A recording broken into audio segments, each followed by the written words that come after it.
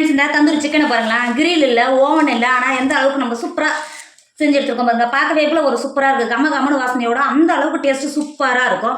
இதுக்கப்புறம் நீங்கள் கடையில் போய் வாங்கி தரோம், வீட்லேயே சரி செஞ்சு கொடுக்கலாம். அந்த அளவுக்கு டேஸ்ட்டும் சூப்பராக இருக்கும். இன்றைக்கி நம்ம சூப்பரான தந்தூரி சிக்கன் தான் செய்ய போகிறோம். அதுவும் முழு கோழியை வச்சு தான் செய்ய போகிறோம். எப்படி செய்யலான்னு பார்க்கலாமா?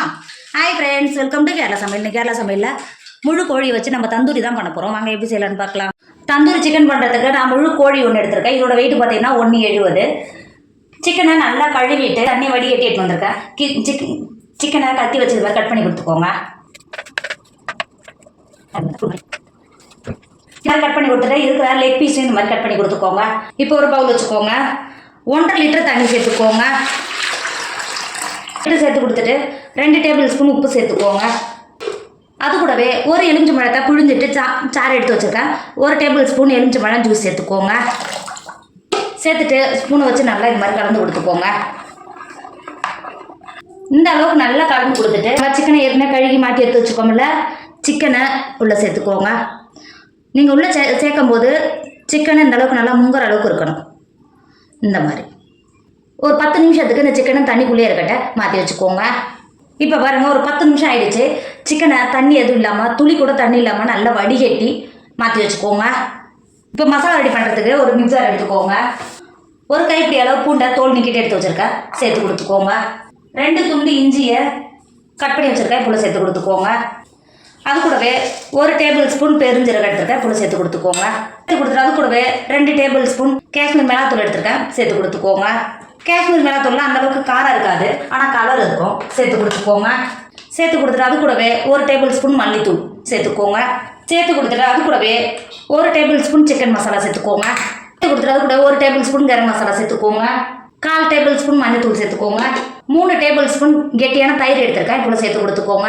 அது கூடவே ஒரு எலுமிச்சம்பழத்தை பிழிஞ்சிட்டு எடுத்து வச்சிருக்கேன், எலுமிச்சம்பழம் ஜூஸ் சாரையும் உள்ள சேர்த்து கொடுத்துக்கோங்க. சேர்த்து கொடுத்துட்டு அது கூடவே 2 டேபிள் ஸ்பூன் உப்பு சேர்த்துக்கோங்க.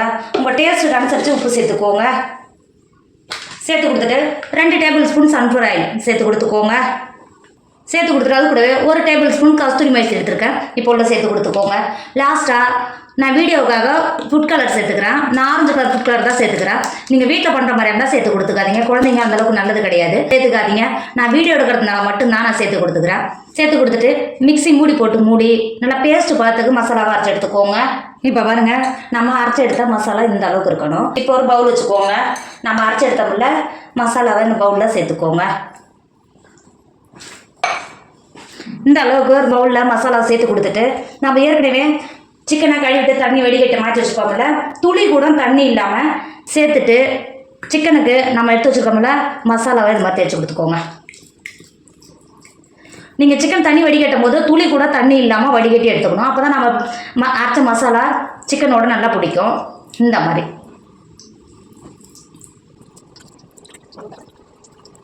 பாருங்க, நம்ம சிக்கனில் மசாலா நல்லா தேய்ச்சி கொடுத்துட்டோம். இந்த மாதிரி தேய்ச்சி கொடுத்தா தான் புளிப்பு காரம் எல்லாம் சேர்த்து சிக்கன் சாப்பிடும்போது அந்த அளவுக்கு நல்லா சூப்பராக இருக்கும்.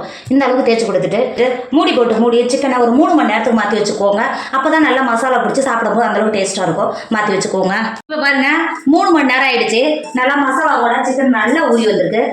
இது வந்து பாருங்க, நம்ம சிக்கன் மசாலா தேய்ச்சி வச்சுருக்கோம்ல, இந்த 2 சைடு இருக்கிற காலையும் இந்த மாதிரி ஒரு நூலை வச்சு கட்டி கொடுத்துக்கோங்க.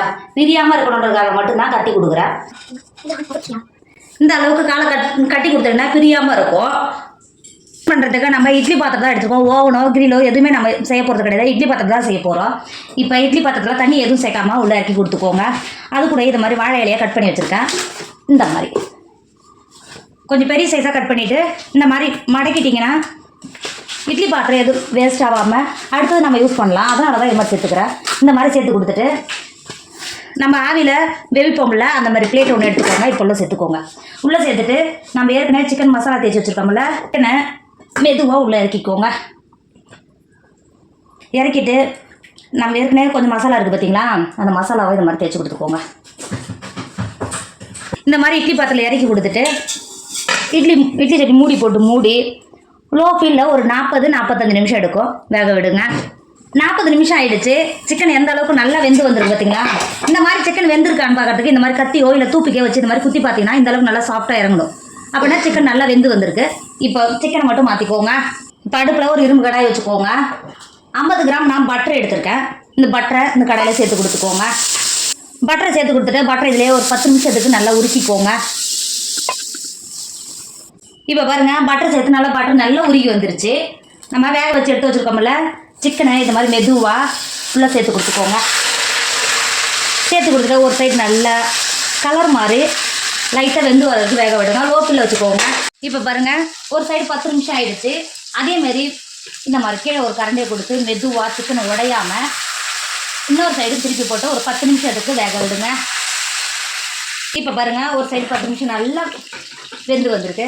திருப்பி இன்னொரு சைடு ஒரு 10 நிமிஷத்துக்கு திருப்பி போட்டு இன்னொரு தடவை வேக விடுங்க. நீங்கள் ஒவ்வொரு தடவையும் திருப்பி சேர்க்கும் போது சிக்கன் உடையாத மட்டும் பார்த்து சேர்த்துக்கோங்க. சேர்த்துட்டு இந்த சைடும் ஒரு 10 நிமிஷத்துக்கு வேக விடுங்க.